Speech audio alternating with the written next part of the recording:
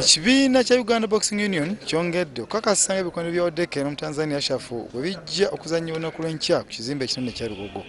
Kino bakiragidde mu kupima abakubi b'ebikonde bano okubadde ku Centenary Park wano mu Kampala. Wabula abakubi b'ebikonde babadde bapimibwa nga ku kitebe ky'emizannyo Lugogo bakyabanja aba Uganda Boxing Union ebisaanyizo ebibakkiriza okutegeka empaka zino.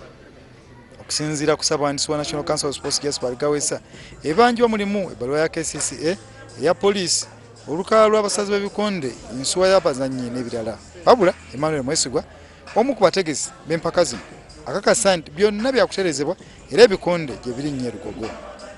Bo abatendesi b'abakubi b'ebikonde abali mu nsiike balaze ng'abalwanyi baabwe bali ku ddaala eribasobozesa okutuuka ku buwanguzi.